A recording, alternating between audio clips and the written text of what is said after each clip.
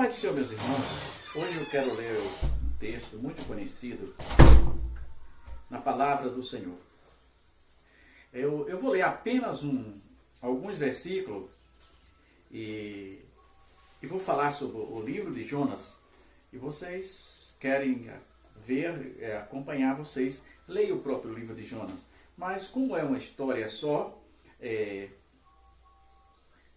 seria muito cansativo. Mas certo é que no livro de Jonas, a Bíblia conta que Deus ordenou a Jonas que fosse para a cidade de Nínive, pregar o evangelho e anunciasse que em 40 dias aquela cidade seria completamente submergida ou destruída, aquela cidade. Mas vamos ler. Vamos ler a parte, não essa parte.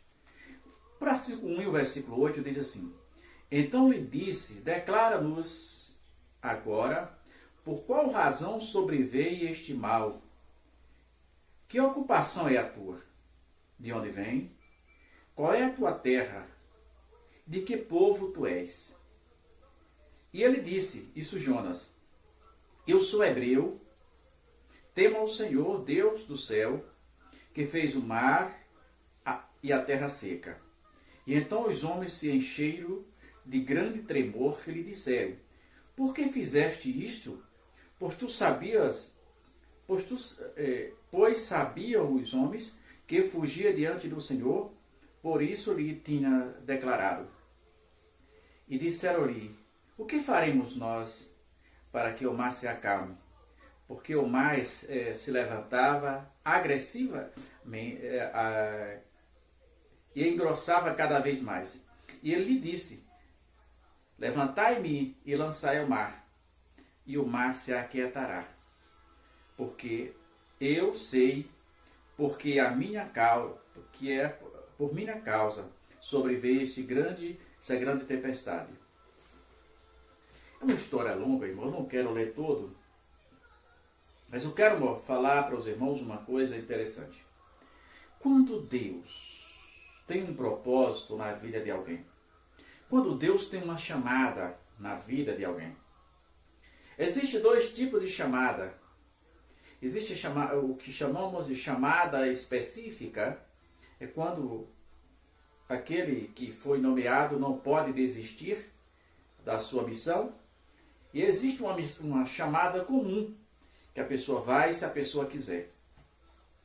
No caso de Jonas não era apenas uma chamada comum, era uma chamada específica. E Jonas, Deus orientara que ele fosse à cidade de Nínive, e talvez nós falemos mal ou não entendamos porque Jonas tentou fugir. A cidade de Nínive, para você ter uma ideia, é uma cidade muito maior do que a cidade de Santo Antônio de Jesus em área territorial. Por que isso? Em área física. Porque uma cidade de 120 mil habitantes. Santo Antônio de Jesus tem 108. Imagina uma cidade com uma pessoa só evangelizar e tinha um prazo resumido para fazer isso. Tinha 3 dias para fazer isso. Mas não era apenas uma cidade comum em que Jonas iria evangelizar. Era uma cidade considerada de bárbaros. Todas as pessoas, seus algozes, eles matavam as pessoas, segundo a história, e enfiava a cabeça da pessoa em uma estaca. Então Jonas nutria um profundo raiva. Jonas nutria essa mágoa profunda dos ninivitas. Quando Deus falou que ia salvar aquele povo, não há registro do diálogo, mas Jonas mostra que ele conversou com Deus sobre isso. Certo é que Deus disse, olha, tu vai para a cidade de Nínive. E Jonas pegou o navio em direção contrária. Se Jonas chega ao destino final, Tarse, ficaria quase 3.000 quilômetros de Tarse à cidade de Nínive. A antiga cidade de Nínive. É tanto que eu preparei um pequeno estudo. No final do vídeo eu vou colar esse pequeno estudo para que você compreenda um pouco. Porque a Bíblia diz que Jonas estava dormindo no fundo daquele poço e os homens do navio, vendo aquela tormenta, sabia que não era normal. Desceu até o o lugar em que Jonas estava dormindo e diz: levanta dormente e clama ao teu Deus. E todo mundo se levanta. E ele se levanta e diz que não, aqui tudo isso é culpa minha. E os homens já tinham jogado todas as suas fazendas, tudo o que tinha no mar, mas não adiantava nada, o navio ia cada vez mais a pique. E aqueles homens da Bíblia diz que o navio, Jonas foi lançado ao mar e um grande peixe engoliu Jonas e lançou Jonas na praia. Aí agora eu quero trazer informações para vocês, uma informação que é muito importante. Em 2011, quando eu comecei a ler a Bíblia pela primeira vez, eu não tinha tanta curiosidade. Pela segunda vez, pela terceira vez. Depois que eu li a Bíblia pela quarta vez, em 2011 eu comecei a fazer alguns estudos, ao tirar algumas dúvidas, algumas indagações. Comecei a tentar conhecer melhor o contexto histórico daquilo que estamos falando. Porque uma coisa é você falar de um assunto, outra coisa é você conhecer como se deu e qual era o contexto histórico daquela situação. Pois bem, antes de concluir falando sobre Jonas, vou falar um pouco da cidade de Nínive. Existe um texto no meu blog que eu vou colar no final desse vídeo, que o título é Em Linha Reta, que eu escrevi. A capital da Nínive era a capital da Síria. Da capital, da cidade de Nínive, ao mar mais próximo, era 679 quilômetros em linhas reta, da cidade de Nínive, em linhas reta, ao mar mais próximo, que é o Mediterrâneo, ficava 679 quilômetros. Capital da Síria. E para o outro lado, mais próximo, é o Golfo Pérsico, fica 924 quilômetros. Tudo isso em linha reta. A cidade de Nínive se localizava às margens do rio Tigre. Essa cidade foi destruída, a cidade de Nínive foi destruída em 420 a.C., que era localizada, lembra que a gente estamos falando, ela ficava às margens do rio Tigre. Então, quando você imagina que as duas praias mais próximas, um é o Mediterrâneo com 679 quilômetros de linha reta, e a outra é o Golfo Pérsico com 924 quilômetros, logo nós entendemos que a desobediência de Jonas custou muito caro, não só para ele.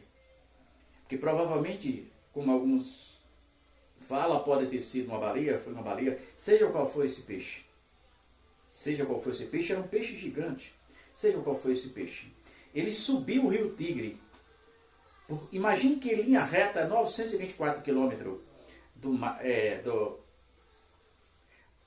da cidade de Nínive até o Golfo Pérsico. Ou 679 para o Mediterrâneo. Agora, e esse peixe subiu, se você ver as curvas do rio, se você analisar, mais de 1.200 quilômetros do rio acima, porque é diferente. Eu estou dando linhas retas, mas o rio não segue linha reta. E esse peixe subiu para levar Jonas até a cidade. Pregar o Evangelho na palavra de Deus. Então você vê como a gente precisa conhecer o contexto histórico. Porque quando você diz que Jonas foi vomitado na baleia, ou na baleia vomitou Jonas na praia, dá a entender que Nínive era às margens, né, do oceano, e não era. Nínive, essa cidade que foi destruída em 420 a.C., ela ficava às margens do rio Tigre, aproximadamente rio acima, 1.200 quilômetros, por causa das curvas do rio. Então, Jonas, mas qual foi as consequências? O que é que eu quero falar? Mais uma vez eu quero falar da obediência à palavra de Deus. Estou falando das duas chamadas, da chamada específica e da chamada comum. Jonas tem uma chamada específica. Quem tem uma chamada específica de Deus não há como fugir. Ele está como um grande peixe visgado por um grande navio. Ele até tem corda, ele nada, mas uma hora ele se cansa. E quando ele se cansar, Jesus traz de volta. Tem pessoas que Deus tem uma chamada específica para ele do Evangelho e ele tenta fugir. E às vezes volta para a casa do Senhor de uma maneira que ele não queria voltar.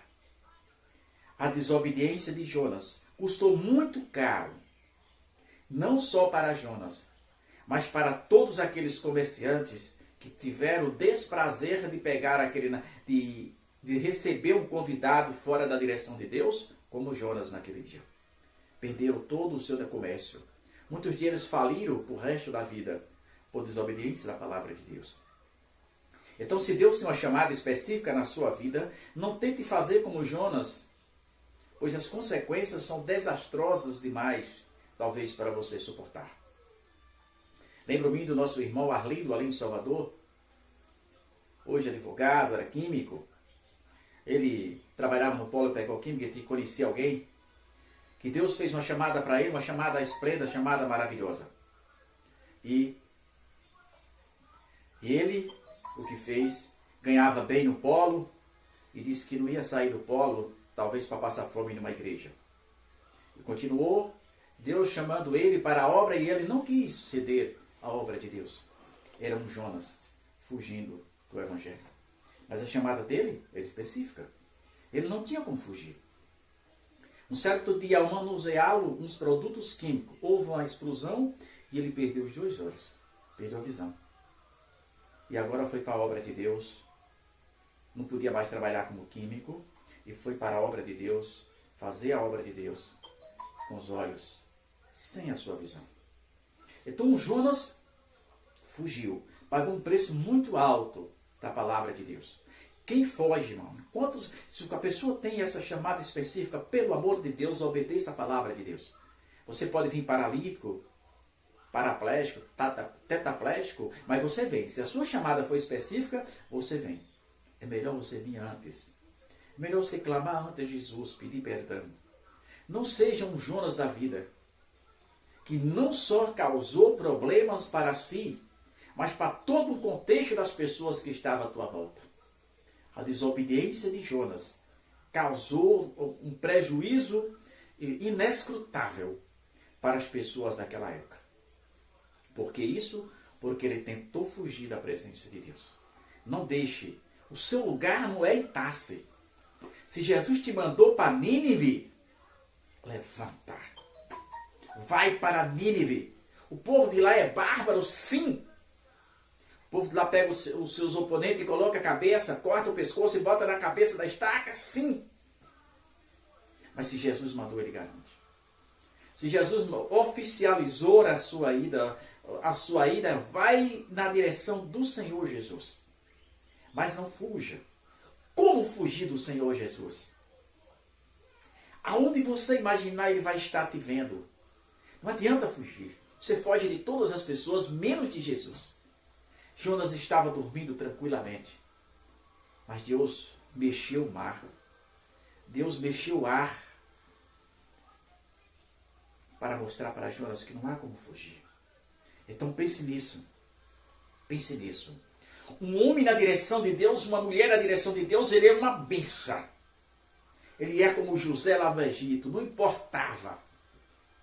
Na casa de Potifar foi uma bênção. Lá no cárcere, uma bênção.